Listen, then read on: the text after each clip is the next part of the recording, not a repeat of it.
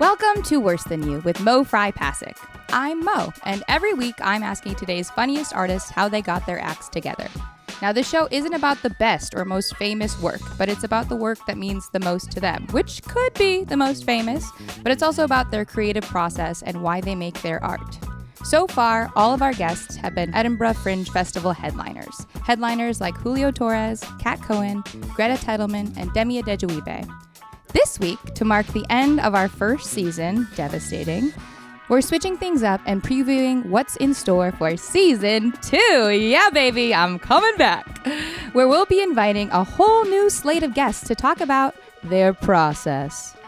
We'll be back with new episodes before long, so make sure you stay subscribed. Also, if you've been meaning to give us a 5-star review, now would be a great time to do that, babe. If you don't know what to write in the review, because sometimes it's intimidating, a blank page, why don't you just leave us a poem that I can hold for you?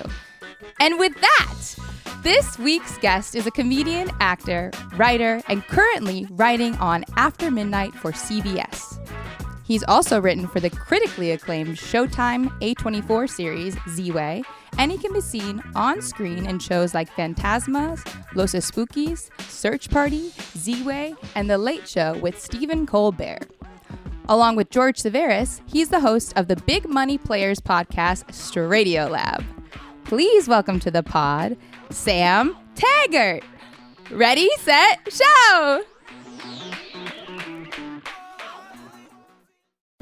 ABC Wednesday. Tim Allen and Kat Dennings star in the new family comedy Shifting Gears. Dad, I'm broke and I need a place to stay until I figure out what the rest of my life looks like. So, a couple of days. When his daughter moves back in. The last time you walked out that door, you looked back at me and gave me a double bird. I was 18. The double bird was how I ended all our conversations. The wheels come off. Can we try to talk to each other like rational adults? Have you watched the news lately? That's not a thing anymore. Series premiere Wednesday, 8/7 Central on ABC and stream on Hulu. Wow. You did so good on that. That was amazing. You warned me that people come in early, and I was like, won't be me. And then there it was. You said my name, and I wanted to... Your mouth opened. I really wanted to hop in. That was so tough. For the listener, I usually say, please welcome to the podcast, the individual, and then the line is ready, set, show. And when the individual hears their name, they say, ah! And so I warned Sam, and Sam said, and swallowed his own breath. I have this thing. I don't know if you have this. When you watch someone else make a mistake and you're like, well, I would never make that mistake. And then you obviously will make the exact same mistake. I always think I'm an exception and I never am. It's such a classic my theory, it's called the Stay Puft Marshmallow Man theory. Because it's like, don't think of the thing. Don't do the thing. Just like, don't. Then I don't know how to clear my head. Tell me to clear my head. And so then the thing comes into your head and you do it. Well, it's like when you're nervous and someone's like, relax, and you're like, I'm not going to relax just by you telling me to relax. Like, it's going to take years. Wait, what would make you feel better if you're nervous? Like, what could someone tell you that would help? Like, I think what would make me feel better is someone being like, okay, like, sure. If you were nervous and they'd be like, yeah, that makes sense. Validation. Yeah. Yeah, because I'm also never like unreasonably nervous. So when someone says calm down, I'm like, there's a reason so don't make me feel crazy. Like. Yeah. Sometimes I do like when I'm nervous and someone distracts me and just like talks, but sometimes I don't like that. Like, because sometimes I'm like, no, if I can focus on my nervousness, it'll go away. Sure, because that's a solution-based nerve. Yeah. But it's hard to tell. It is. Oh my God, life is so nuanced. Oh my God, there's so much nuance. It's disgusting. It makes me sick. Sam, I'm so happy to have you on the pod. Our disease on pods is that we just want to chit chat and it's time of our life. Of course. No, I love chit chatting. I'm so happy to be here. We have like a similar, we want to be bad, but in like such a middle school way. Like, it's not even like we want to like do drugs. We just like want to like whisper. We want to be mischievous. Yeah. Yeah. Like little rascal. I did this the other day. Sudi agreed with me. She was like, you're not a prankster, but like, she's like, you're going to laugh if it's like the wrong time to laugh. It's like funny when stuff messes up. Oh, Like that's what it It's is. so. I had a friend that was trying to return an expensive jacket. It was to J. Crew, your people, and Oh, my people, my store. yeah, your store. And I was like, in my heart, I'm like, whatever, it's gonna be fine. But we were doing the thing where I was like, okay, play it cool. Like we'll make sure. Like we'll say, oh, it didn't fit. And then the second we got to the register, I couldn't help myself but be a little bit mischievous because the because the energy was so tense. I started doing a bit where I was like, "Oh, are we going to have lunch with the Simpsons after? Have you seen Homer in a minute?" You were doing this with the salesperson there? No, I was doing it to my friend, but the salesperson was like, "What?" And my friend's like, "You have to leave. You have to leave. You have to leave right now." I think a good example of it is when we went to go see Airplane and, we walk into the theater and it's like, the whatever anniversary and we see like old guys sitting at a table at the front of the room and everybody lined up and we're like, who the fuck are these old guys? Like, what is going on with these fucking old guys? Why is everyone addicted to them? And then we're like, oh, it's the director. Oh. Like, duh, you stupid We were idiot. giving such ingenue. We were like, why are they lined up to see those old people? And then like we had half a mind to like walk to the front of the table and be like, who are you guys? At their movie, at their big movie. Yeah, that's a mix of Marilyn with mischievous. I think we do that sometimes too. A little bit of the Marilyn Monroe. Yeah. So we're giving cute baby who just wants to cause giggle laugh, and everyone takes care of us. No, literally. Okay, but as that identity, right? We are creators, and somehow we manage to get stuff done. And I would love to chi and hear a little bit about your process in creating stuff, because we've been making stuff for years together, separately, all of the above. But one of the most you and successful, right? The marriage of the two things that you've worked on is your podcast, Straightiolab. Yeah. So let's get into it. Let's get into Straightiolab. Straightiolab's my podcast. It started in March of 2020, which was Incredible so iconic. timing. Needless to say. And, we explore straight culture with various comedians. I'm like, where do I start? Well, I'd be curious to where your start is to like you and George like wanted to create something, but it was like, was it the premise that you wanted to make? Was it, oh, I want to have another outlet, so let's do a podcast, let's be it silly? Was that high stakes? Like, what was the priority of creation?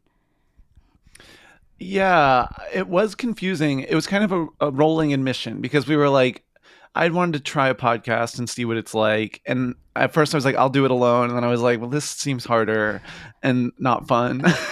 But you're doing an incredible job, so cool. Of course. But needless to say, you're nailing it. I'm just stupid. It sounds so lame, but good for you. No, I was really mostly it was like I didn't make any moves on it, and then George was like, well, I would do one with you. And I was like, nice. Okay, let's see how that goes, because we weren't super close at the time. We were like, casual friends, and so it was like, does George let's know see this? how this works. Yeah. Does George feel this way as well? No, he does. I'm He does. kidding. That would be so scary, though. And George is like, we were best friends. We wanted a best friend podcast. And so I feel like it was more just like we liked each other's sensibilities, even though they were like kind of different. And we were like, well, how can we like create a space that's like fun to play in? Because I was sort of like anti any theme. Like I was like, any theme is artifice. Yeah. Any theme is fake. Yeah. And like either it's just talking or it's like fully scripted.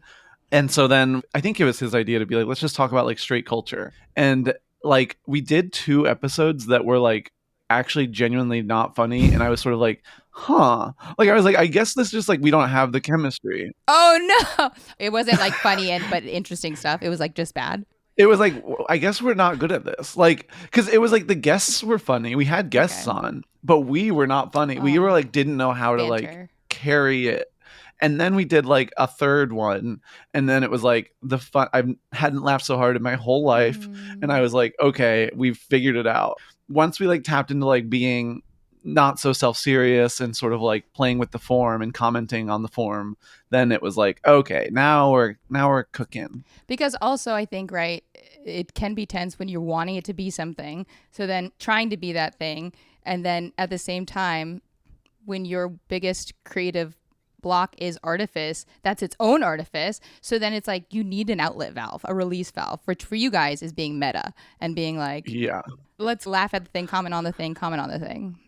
Yeah. The first episode we released was that third episode, and it's like we're still really? talking about like what the title of the show is the whole time. Oh, I love that. But I do think it was a thing where I didn't expect, you know, I feel like most of the projects talked about here are like things you write and Sure, yeah. and I have those, but I felt like, I don't know, there's something about Straightiolab that I've been thinking about recently where like we all do love improv, I can say it, and it is funny to have a form. Louder for the people in the back. Mama. Speak on it. Speak on it, Greg Proops. Speak on it, Colin Mockery. And that's on Wayne Brady. Boots. Boots has. Because you and I like did improv, but then we were like, then it was doing stand up and like plays and narrative stuff, and it was like, well, I do still have this skill and like enjoy this thing, but there's not like a form in which I want to use it. And then I feel like Straightiolab has really unlocked the improv bug for me again. I think especially with like the fact that you guys hold loosely to this bit of like straight culture as like othering gay culture as if it's not normative, and then this is sort of the normative world where straight culture is the weird thing, and we kind of study it and go, what is this? And within that lens, I think you guys can yes and like crazy. You can either be real and giggle and have relief, or be like make a stupid scene out of it. Yeah. I really love like how George has like a background in like, you know, intellectualism, let's just say. Like wait, define. Like he George is smart. Like but he like it's more than like smart, like I don't know, he's grad school coded. What is that? Like he has like, it's so funny because it's the exact dynamic me and Sudi have that you and George have, where like Sudi will name this like writer who is like on a list for some magazine that I've never heard of, but it's like, imagine a club smaller than Joan Didion, and they'll be like, and I'll be like, cool, and then I feel like I like turtles, even though I'm a very smart person. You know what I mean? Yeah. But I love them for that because it is the pairing of those two that make it compatible. But I don't know what it is. Is it like, I guess it's academic, it feels. It's academic. Everything is like in the form of like an essay, of like an essay for like, you know, for class. But you and I can't even name references of a cool like chic magazine. No, the way that I'm like,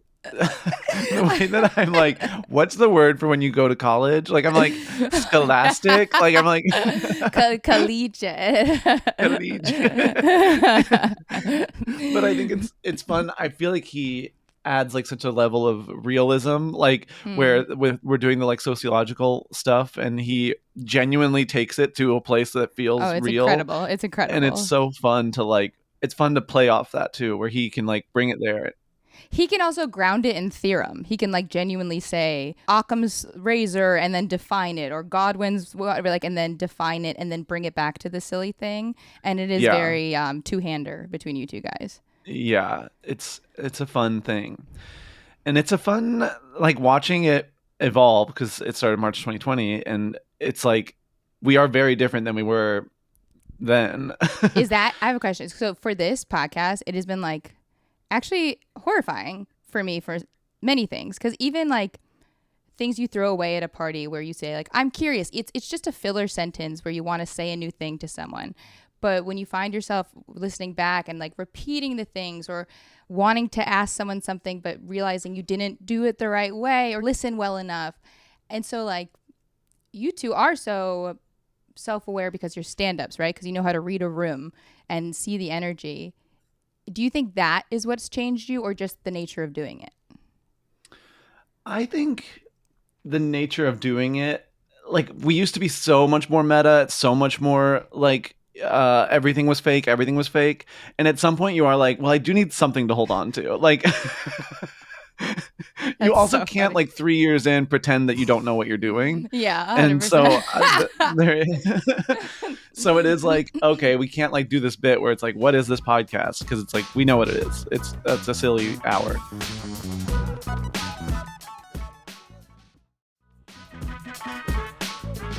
I feel like I'm like a hater. Like I love think this. I I'm love a that. real hater.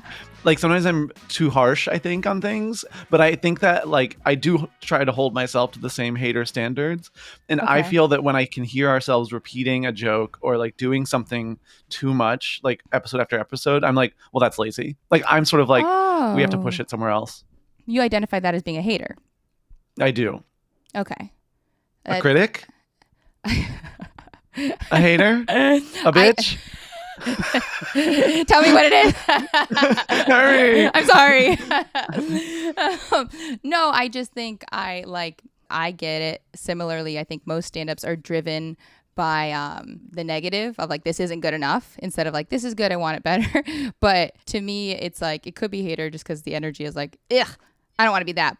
But it is what guides you. And I think it is a positive thing to be like, if I was listening to this, I would need it to be fresher. And that's a distinctive eye that you're coming in with. Yeah, that's a positive way to say it. Yeah, that's kind of my thing. What's the opposite of a hater? Perfect? I don't know. I don't know, someone who's just like sort of good. I don't know. I'm regulated and cool. No problem. Yeah. No, I'm such a hater. I get that sentiment. I think I just haven't used that word for it, because it's even like when you watch someone else's stand-up set, you find yourself thinking, what I would do here. Oh, what would be the subversive thing? Oh, I want to, and we come from alt comedy, which is specifically like, how can I keep this a little chaotic, a little bit not what you expect? Yeah. One thing I never thought I would talk about in my life, I never thought I would genuinely call people hacks. And I'm using the word hack Are you all really? the time. When I see hack material, I'm like, that's hack. Like, I am like ready to call people hack. Name in names. a big way. No, This is clipped. it's there's a little bit of you either die a hero or live long enough to become the villain. I'm like, now I'm like the comedian who's like, Sure. God, you're doing that. Like I saw that in 2017 and it was funny then. They were actually risking something then. What are you risking? Your TikTok? Yeah. No, I'm so like, because stuff is hack. Okay. I don't mean for you to name names, but I agree and would love for you to explore this in more literal detail. So like, you mean like, okay, yeah. I mean, it's hard because it does blow up one spot. But okay, queer comedy is complicated. So complicated. I obviously my thing is called Straightiolab. It's about gay stuff and straight stuff. My other thing I was going to talk about was Lake Homo High. Like I make gay things about gay stuff. Okay, wait. I'm actually really good at seeing themes. I'm thinking one of your themes might be gay. One of my themes is certainly gay. I love to play with the form of gay. Claro que gay. ¿Cómo se gay? Gay? And so I feel like I see like gay comedians do like material that's like lazier gay material. I'm trying to think of like a specific joke without absolutely attacking a single person, but well, think about like big meme account jokes that are just recycled, right? Like those sort of like ones. a simple one is like, you know, iced coffee jokes. Like great when someone does like, I'm gay, so yeah, I had my iced coffee. Yeah, you're in Antarctica, and I still have my iced coffee because I'm gay. Great. And I'm like. That did have a moment. There was a moment when that was fresh, but it's like beyond dead. And I get like bothered when people don't get with the times and even like get attention for the hack material. You know, there's obviously basic audiences out there that are behind, but I'm sort of like, but you as a comedian should push yourself. I have this exact same feeling. And then the thing Sudi and I always talk about, where she's like, just get a butt in a seat. Like just make the thing, you know, let that joke play out, even if you don't even like that joke of yours. And this isn't like her, she's not on the other side. She agrees a lot with this, but I'm too stubborn in that I'm like, I don't even like repeating my own same joke that I think is hack that I wrote. Yeah. Because I'm like, oh, I'm not pushing myself in any way. That's embarrassing. Like, oh, it is tough though, because especially your comedy, right? The themes, the gay isn't just a gimmick. You are actually speaking to an experience. You're making people laugh because you are, you know, both blowing up and minimizing a lived experience, which is what good comedy should do. It shouldn't just caricaturize or low-hanging fruit.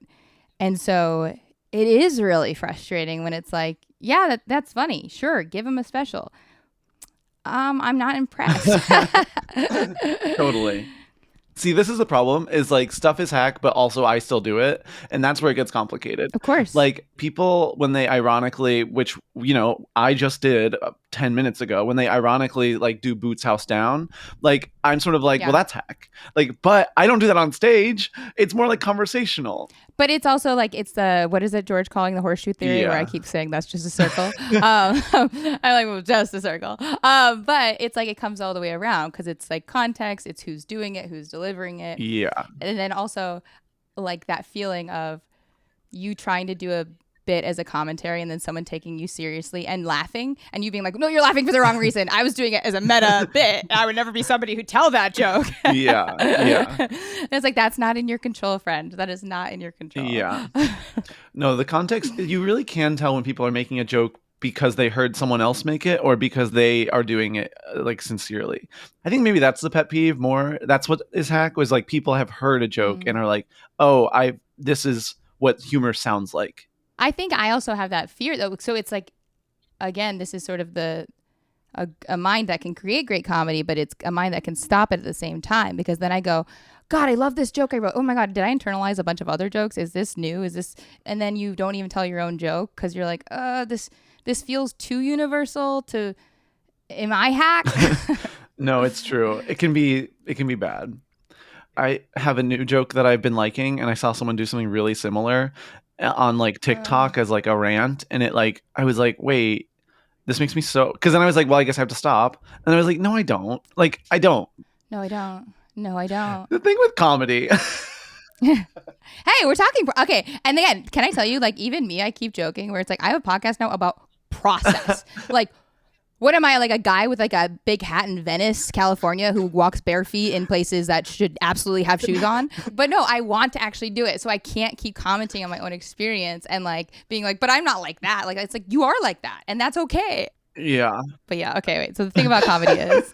The thing about comedy is inherently there, or at least the way I do it, I think there's inherently something a little topical. Like there's something tonally topical. You're like using the language of the day, and you're like, sure, using the sensibilities and the context of the times.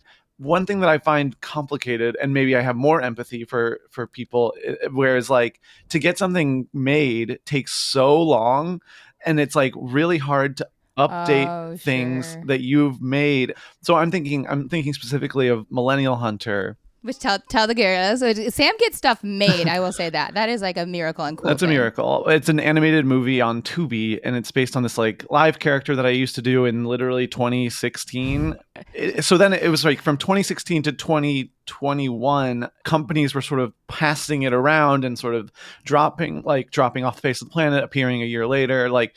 And then suddenly it was like, okay, it's sold and it's getting made. And I was like, but too much time has passed. These jokes are irrelevant. Like, I will look, but you feel I will way. look hack.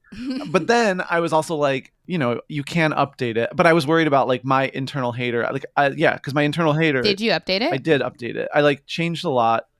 I do think it works, but my fear was that people would just see the title and be like, Millennial Hunter, we're still doing millennial stuff. Like, no. And again, that's the thing to overcome, because of course not. Of course, there's an entire audience outside of like our Brooklyn comic friends. Like, you know what I mean? Like, yeah. And I think I even remember when you first wrote that character, that was around the same time the tweet had come out, where it's like, millennials can't buy a house because they're buying avocado toast. Yeah. And that joke, when you reference that at a show, it fucking killed. Whereas now it's like people wouldn't even get the reference. It would be kind of like... You have to like explain the context. Yeah. And so like not even your own commentary on yourself, but it's the reference that the culture knows at the time you have to keep up with. And that's hard. So it's so many layers. Yeah. So now I'm struggling with how timeless is comedy. Yeah. Like it's hard to commit to something because I'm like, will this work in 2 years? I feel like I really want to keep updating stuff and maybe even get scared of like putting stuff out like in a permanent sense, because I'm like, will this be relevant in even 1 or 2 years? It sounds like it contributes to you bettering your own work instead of paralyzing you, because you do put out stuff and like you do have stuff that is permanent. That's true. Yeah, I do try to use it as a motivator to to keep it fresh, to keep it moving.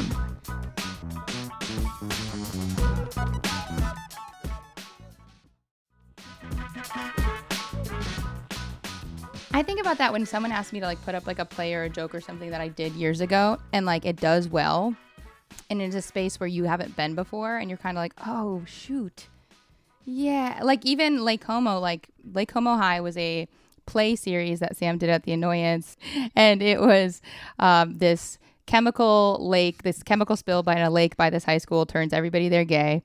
And it's just kind of like Saved by the Bell, but oh no, chemical spill, everyone's gay.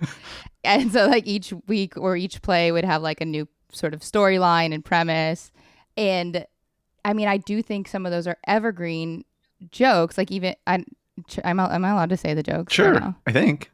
Okay. Well, because that's one of the things. I'm like, will that come back? That's another thing about this process when we're eventually hoping to get paid for the things that we make. It's like, oh yeah, I'll talk about that. That'll never get whatever. Do you know what I mean? Like, yeah. So like there's a joke where everybody doesn't know what kind of jacket to wear whenever anyone leaves a scene to go to another scene, where it's like they're all in tank tops. It's maybe freezing, but it's like, wait, should I wear but should I bring it was and it was 65 degrees and they were in tank tops, and two of them didn't bring jackets, and so they were like dying in the wilderness. it was like so scary. They were like saying prayers to each other. And that's what I mean, where it's like the origin, the feeling, like it's so funny, and it's funny to any audience. But then if you go to a queer audience, it's even funnier because it's like, no, we do that. Like where like you've experienced that friend outside $3 bill. I'm like, like freezing. But yeah, I think Lake Como High especially is a really good example of that, because it's something you worked hard on. You made it was seen in a basement for a few weeks. It's a long time ago, but if somebody said to make it now, there would be all those anxieties of like, okay, do I change it entirely? Oh, well, they want it to make it. Oh, does it grow? Does it change? Yeah, all those things. Yeah, I am revisiting it right now. Are you really? Yeah. Can I get to play the Dr. Villain again? Did you? Oh yeah, you were. What's her name? I forget. I was like, Angelina St. Dr. Lucius. Veronica. Oh yeah, Angelina St. Lucius. She was the one that orchestrated the chemical spill. The chemical spill, because she wanted to hide absolutely. it. She created a weapon. She was the head of the weapons department of the U.S. government. Yeah. And do you know how hard it is for a woman to have that job? So she was not going to get. She was not going to let some gay chemical stop her. Yeah, I guess I'm mean. Okay, I guess I'm mean if I let a gay chemical spill stop my career. But I was the first woman. Yeah, revisiting it, and it is mostly, I'm like, damn, this is funny. The other side of the coin of revisiting something from the past is that you're like, oh, I was like more naive here, like in a nice way. Like I was free. I was free. I wasn't like, oh, this like a network executive would hate this, like, because I was like, network executives don't exist. I've never seen one in real life. Yeah. What would that even look like? So, whereas now it's like you can't 100%. Unlearn, like. It's an active practice to try to unlearn the rules that you're constantly learning as you go through this world, but it's hard. It's 1,000% hard because you do have to learn them to enter. But then when somebody comes in and knocks down a door that you believed, it's any hierarchical structure of like, oh, this is the way to get the thing. Somebody else got it a different way. Yeah. It's like, well, yeah, because they didn't internalize the rules as blocks. Yeah. Oh God. This is kind of, I'm only slightly uncomfortable being so self-indulgent, but also I'm addicted to it.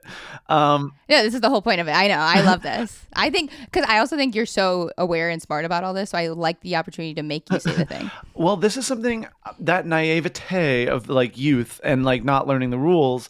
I remember being 27 and doing stand-up and being like seeing people get really successful in our friend group at that time and being like, bummed out that I wasn't happening, like that I wasn't getting more success, but more because I was like, I was never like, oh, I won't have success in my life. It was more like, no one will know me when I was 27. Like they won't know how like crazy I was in a fun way. Because I completely understand I really wanted like the arc of like people like, I had an audience when I was 27 and they knew this side of me that was like completely unhinged. And then when I was 35, they could see like, now I'm a little more sanded down. I'm a little cleaner. To be witnessed in the journey. Yeah. 1,000%. And I don't know what part of me wants the validation. Maybe it's the part of me that's like, doesn't have the freedom to make the craziest thing anymore. Mm-hmm. And so like I remember one show at Over the Eight, I played a character that was like this old hack Broadway star who had a close son, and that was her whole bit. It's like she's not on Broadway anymore, but she has a close son, and it was based on that Carol Burnett SVU episode where Matthew, I think Izzard is his name, is like, it's a weird dynamic where it's like, are they fucking? But I have Matt Rogers as like my stagehand, and I was this old woman. And I kept doing it a bit where I wanted to do flash dance, and we kept running out of water. So he kept pouring it on me, and then it escalates to my son, Matt, spitting on me as much as he can to try and make the flash dance moment. And it was one of the stupidest fucking things you ever see in your life. To me, it is like the proudest because I was 24. I was doing a fucking insane thing that maybe isn't even that funny, but I was really proud that I was doing it. It was weird.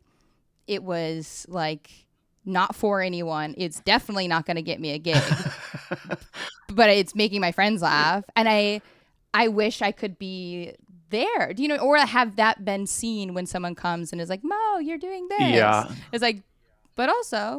Yeah, I really crave. I mean, even saying that, like Matt Rogers being there, like for the Lake Como discussion, it's important to say it was like close collaborations with like Bowen and Matt and Julio and Joel and like Max, and they would co-write and they would act, day, and it was like, because it was a weekly new script every week, it was like everyone was really pulling some weight. Giving SNL. It was kind of giving SNL, but I really do feel that thing about like being in Over the Eight and being with like doing a bit with Matt Rogers. It's like there's something about the career element of this where you do have to become individual in a way that is a bit sad, because I really miss that free collaboration, because that's when like that was like the most inspiring thing, was like being around everyone that was so funny and knowing that they knew where you were coming from and I knew where they were coming from, and it was like, this is perfect. Like, I mean, that's basically Lake Como High was like, when I hang out with these people, I'm laughing so much I literally just need to write down what they're saying. Like, I need to write the cadence,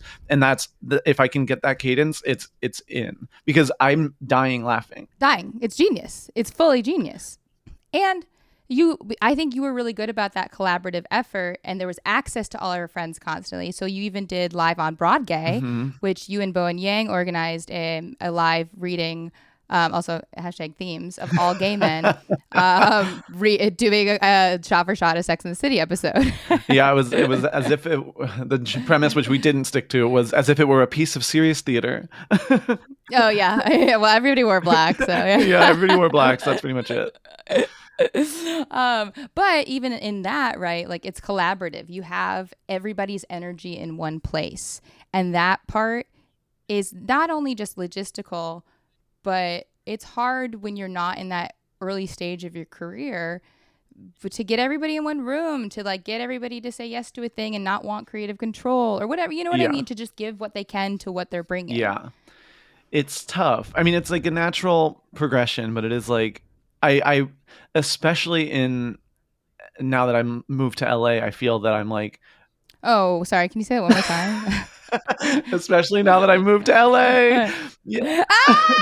Your hair just got blonde. I feel like I'm really missing a sort of a creative community that is like a little more mix and mingly, a little more collabby. And there is that. I'm getting it. I'm figuring it out, but I feel a little, I'm like, how do I come up with stuff just without like in a vacuum? Because that's not really how I come up with stuff. Okay, so great. So speaking to your process then, I think we're maybe landing on that maybe you create via improv with friends. Like, where do you think your process is in this? I do think there's something to like hanging out and doing fun things. Like my favorite bits or ideas come from like being with people and like realizing something with them. Yeah. I can come up with stuff alone, but it's like never quite as alive, you know? I love that. Yeah. And I do think that's part of what I love about Straightiolab right now, is that is the place to be improv-y and sort of come up with ideas. And then like, if I want to, like, I have brought some of those ideas to stand up, I can like sort of see how they feel there and see where it goes. And that can turn into something. Sorry, improv in your blood. Yeah, honey, you can't fight it, unfortunately. Well, I will say that like I've let go of the idea that I'm Uncle Rico being like, it was 1986 and I threw the touchdown. Like, like I've let go of the idea that I'm ruminating on something, because I think when I go back and honor those poems and memories or creations, it is because there is a core that I'm still looking for in my current, which is that feeling of like discovery and new collaboration and seeing exciting new things. And so I do think it is good to like meditate on or bring back those energies, they need to be in our work now. And by merit of needing to make money, sometimes that can be weeded out. Yeah, totally. I feel like, damn, I really had something smart to say and I forgot it. I'm like, this never happens to me. Close your eyes. Okay. Close your eyes, Uncle Rico. Merit. What was it? Oh my God.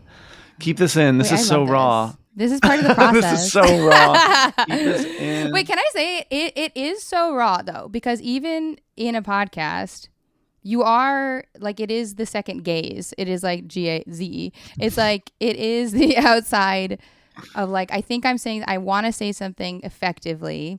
I want to say something with potency because it's only an hour. And so then when you feel like you had something that might hit or like... I've got it. Do you know what I mean? I've got it. See? Yes! Okay. Incredible. Okay. And this is both a judgment and a proclamation. Incredible. I do think it's important for me to try to like do things, like go out, mostly not do comedy constantly. Like I really need to like experience things in the world that are not comedy. And because I do think I watch people who only consume comedy and only watch comedy and only hang out with comedians and only like just are at shows every night. And I'm like, but your comedy will be boring then. Like you have to like come from somewhere that isn't comedy and you have to be talking about something that isn't comedy, because if it is only comedy, it just gets so stale so quickly. You have no experience to speak on. So I do find myself being like, okay, what, like actively seeking out like what's my thing. Like right now my thing is dressing like a cowboy. Yeah, which has been a really it has been a fruitful and successful thing. We're never not talking about it. We're never not seeing how it resonates in the world. I'm serious. I'm so serious. I love this experience. So right now my thing is dressing like a cowboy. The year before my thing was going to the Y and swimming laps with old men. Oh yeah. But in genuine commentary, it is important to hold that as important to your artistic process. Yeah. No, that's true. Like it is silly, but it's like my clothing is a direct, like me looking like my last year, I was like, I think I'm going to look like Tomb Raider horror. And it was like, I've had the time of my life. I've had crazy experiences. Do you know how many people talk to you? They're awful, and I love them all.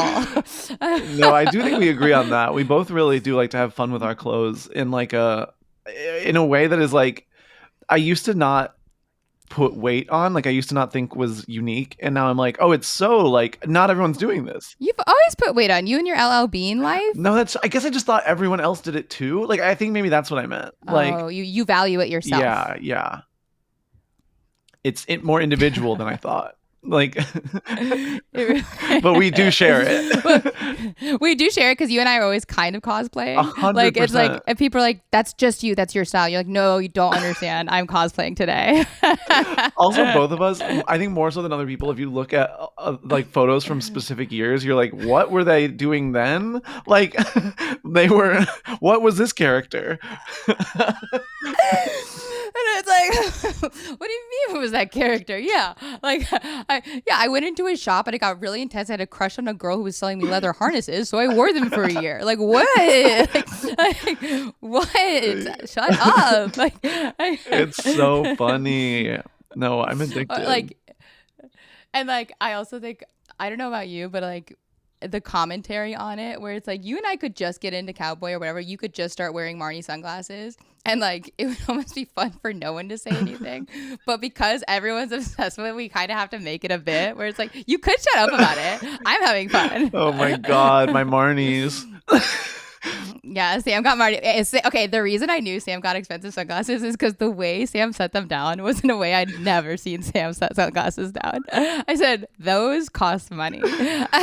My Marnies. Well, that's because this is wow. I'm like, I literally, because when I got this after midnight job, it was like I got it on a Wednesday and had to be in LA by Monday, and I was like freaking out because I had such like roots in New York.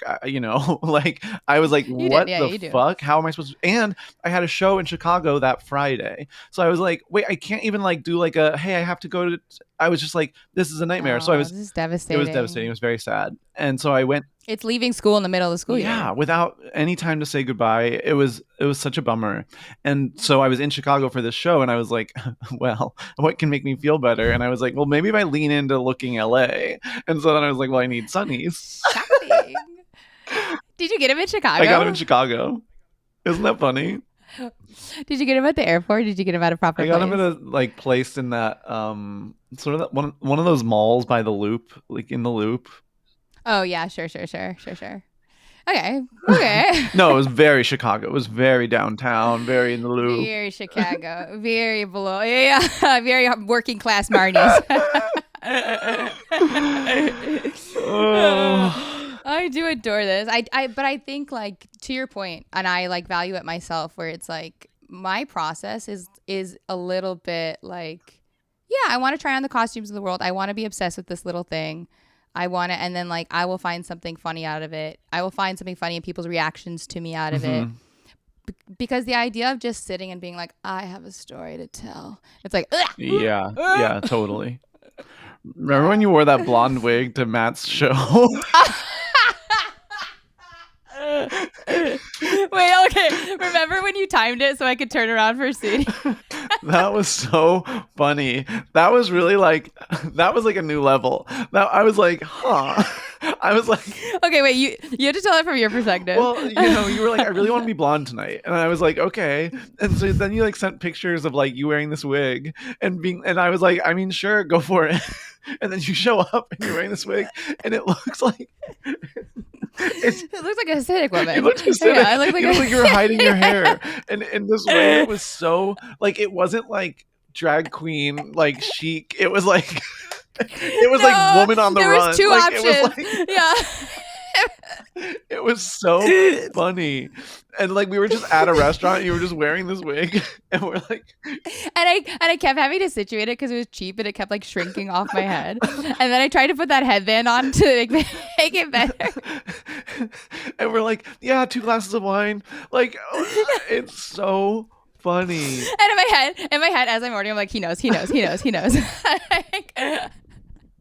Meanwhile, like, and then the best part is like, you and I had all dinner to like prep and adjust to it, and God bless you for supporting.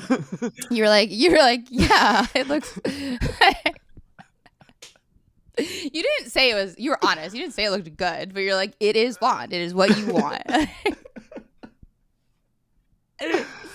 And I wanted to feel, and I knew I was gonna ruin my hair. It was either I'm gonna buy bleach today and ruin my hair, or I'm gonna get a $20 wig. That's like a 70s Farrah Fawcett wig. Oh my god! And I'm gonna try and brush it out. And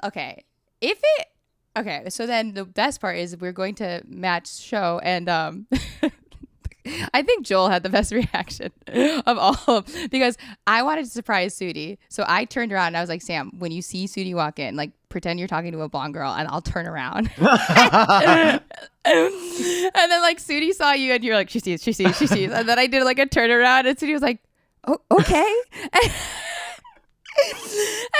And then Joel walks in. Joel goes, you look really nice. And then like keeps going. That was so funny. That was wild. That's my creative process. That is my creative process. No, totally. I mean, I think there's something I think this is some of the more hack advice is being like, don't be afraid to make mistakes or whatever. Like, but so like I did, like your hair. But don't be afraid to look like a fucking idiot. Yeah, dance like no one's watching, huh? Somebody marches to the beat of their own drum. Damn. But yeah, I really am. I think there was a while where I was really being kind of precious and like being like, don't fuck up. And now I'm trying to be like even like don't have people be mad at you, like, and not in a like cancel way or anything, but I was just like really like I want everyone to like me. Now I'm trying to be more okay with even like making a huge mistake, like trying to be comfortable with like actually fucking up. How do you do that? Like, how do you, because I know the actions, but how do you help soothe that comfort? How do you help yourself? For me, it's like playing out the consequences in my head and being like, it's okay. Like say a clip from Straightiolab goes viral bad, where like people share a contextless clip and it makes us look really stupid and bad. Yeah. And I'm like, you know what? That's okay. Like if that happens, then we can talk about it and then it can be part of the narrative and it can work. And it's like people might not like you, like, and that's like I guess I'm just like, and that's okay. I'm working on being okay with it. Yeah. And I think I love repeating these things that seem like platitudes or basic, but I think when they're shown in a literal experience of yours, I understand them so much better. Because when someone's like, you can't care what people think, it's very general. Yeah. But if you're like, hi, this experience, I actually can't worry because one, my intention is good. Two, if I messed up, I take accountability. Three, people are going to be mad at you no matter what. So you can't control that. And it is important to not care what they think. It really is, because then you won't ever have a podcast. You won't say anything. Yeah. And I was feeling that like pressure a little bit, where I was just like, I was really in a stage like over the last few years where I was like, I want everyone to like me. And now I'm like, was that because you were under a lens, like because you were being heard so much? I think it's part of it for sure. It was just like such a direct converse, like, you know, you just talk for an hour and a half and then it's like people respond that week. And I was really like curious about how people were responding. I was like really sort of watching it in a way that is weird and wasn't helpful. It's not weird. I mean, I keep comparing it to being like, imagine you're having a conversation at a party and then you were worried you said something wrong, but don't worry, someone's going to listen back to it and then tell everyone. It's like, oh, try being authentic then. Like, you want to die. Yeah, no, that's horrible. So I do have a newfound appreciation for my friends who are constantly speaking to things, and like when you're being funny, you do have to say stuff that's inflammatory, stuff that might, and I don't mean it like stuff that might offend, like and then like intentionally offensive things, but like literally like contextless stuff. Yes, and people love no context, which is ill. It's ill. Yeah, I was really something about viral bad was really scaring me. Where like, viral bad, not canceling, more like making fun of, like. Or hurting other people, like people being hurt by something that you didn't intend to have be hurtful. Yeah. Viral bad. No? But no, it was honestly more I was worried about like people being like, look how dumb this looks. Look how dumb these guys are. Like, because I mean, obviously I think everyone's capable of saying something offensive. That doesn't scare me because I'm pretty good at being like, sorry, I didn't mean that and I'm stupid. No, you're good at accountability. Yeah. But I think the looking stupid is harder to control. Like it's like if someone takes a clip out of context and you're like, and they're like, comedy is bad, this is why, then I'm like, I don't really know how I would respond to that. I think I was also following a lot of mean people for a second.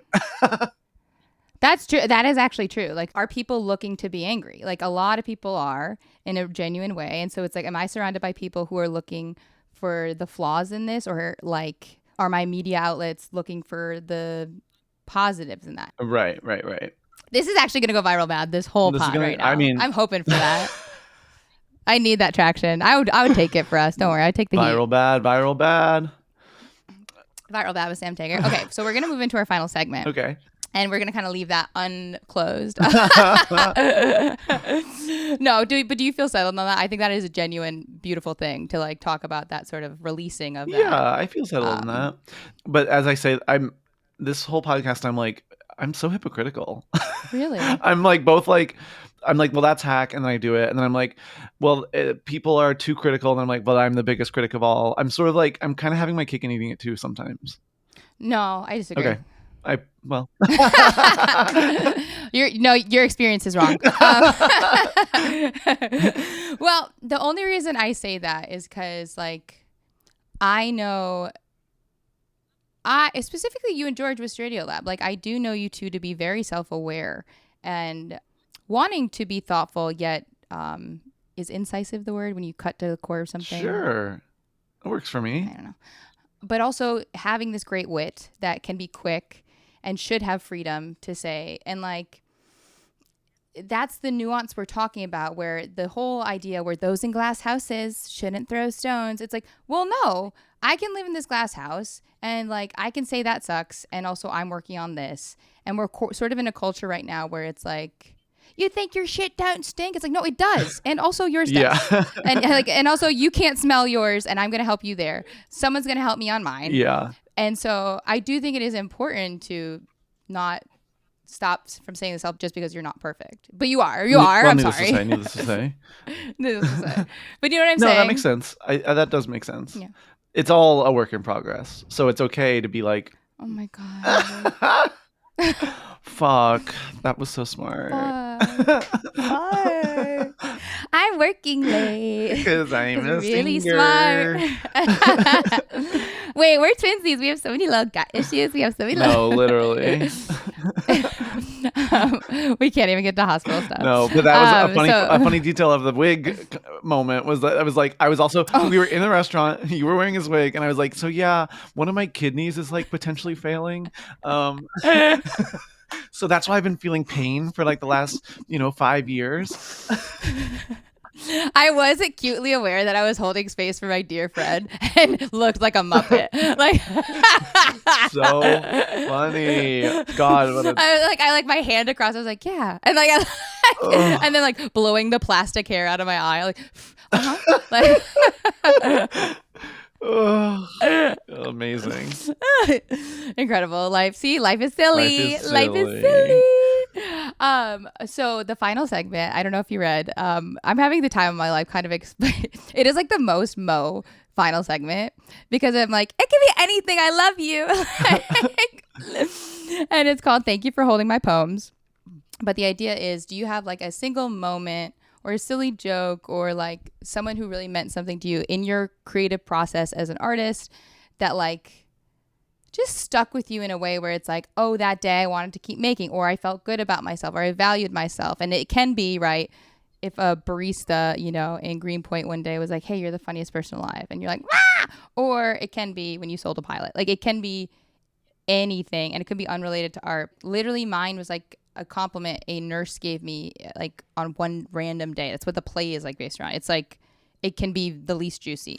Okay, mine is like one time when I was like 24 or 5, I got drinks with this guy who like went to my college but a few years before me, and he had like he like gave me my first job in New York, and I was like really grateful for him. And his name is Eric Cunningham. He's very nice. And he but at these drinks this was like the second time I'd gotten like ever met up with him, and he was like I was kind of going off about like how I'm 24 and like I don't have anything, like no one cares, like I'm not like successful or whatever. And he really was like, what are you talking about? Like he was like, you're 24. You're like, I was like, well, Lena Dunham, well, look at Lena Dunham.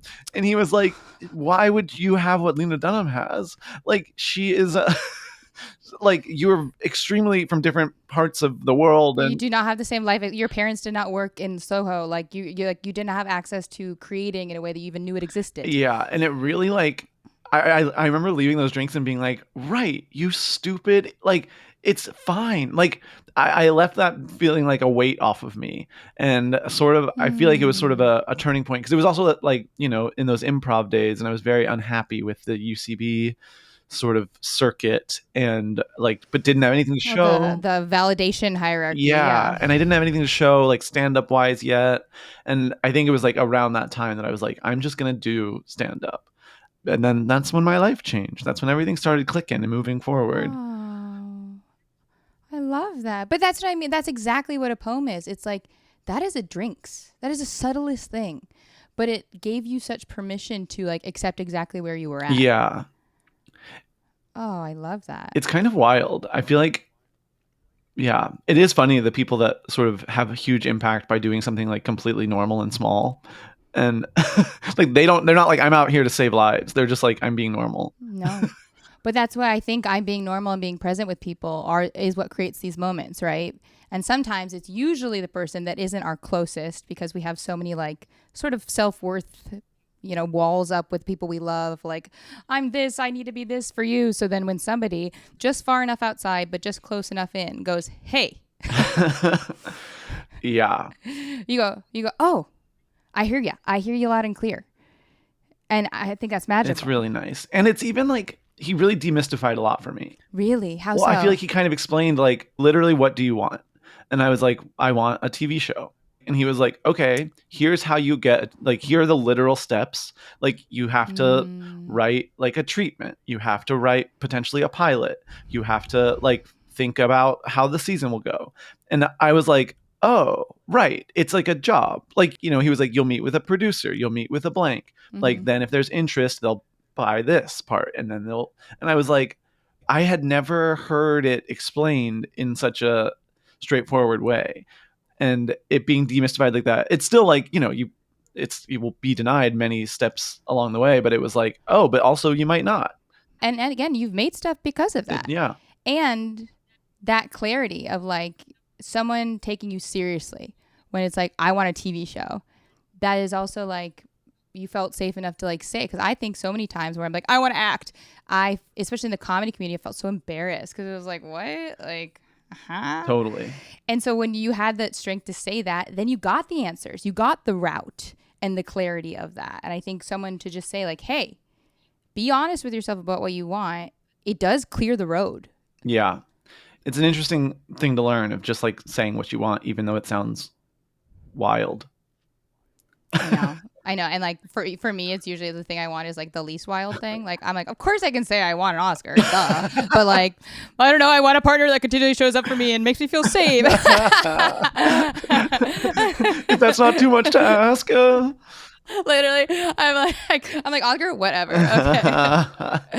Well, that was a beautiful, perfect poem. How are you feeling? Let's do emotional temperature. Good. Check. I feel good. I think it's fun. I don't talk about this stuff very often, and I think it's fun to, I do feel a little guilty for being self-indulgent, but c'est la vie. That is the assignment. But say Mo forced me. Mo forced me to look inward. A bunch of shirts. Predator. Mo forced me. Damn, addicted, unfortunately. Out of context. Bad viral. Oh, well, I'm glad you feel good because I think you are so smart and so good at verbalizing this. Viewer, listener, where can you find Sam on the internet and listen to Sam? Follow me on Instagram at Sam Taggart. Wow, I got my name on Instagram. That's amazing. I kind of forgot. Yeah, that you said that as actual discovery. Because I was like, surely there's like an extra T in there or something. It's like, no, I literally said Sam Taggart. Yeah, that's incredible. And listen to Straightiolab wherever you get your podcasts. Yay! And we end a lot of ways, but I like ending by saying, oh my God, you're so pretty. Oh my God, you're so pretty. You're so pretty. Oh, hush. Worse Than You with Mo Fry-Pasek is hosted by me, Mo Fry-Pasek. You can learn more about this week's guest and the Worse Than You team by checking out the show and episode copy. It's on your phone, the thing you are touching so often. Sanitize it, my God. For more on our journey to the fringe, head to worsethanYouPlay.com and make sure to follow us on Instagram. I know you're scrolling constantly, and, well, it's the least you could do. Worse Than You with Mo Fry-Pasek is produced by Disco Nap and Kinahora Productions. I'm Mo, and every week I am Mo. I'm Mo. I'm Mo. And you're watching Disney Channel. Yeah. Yeah.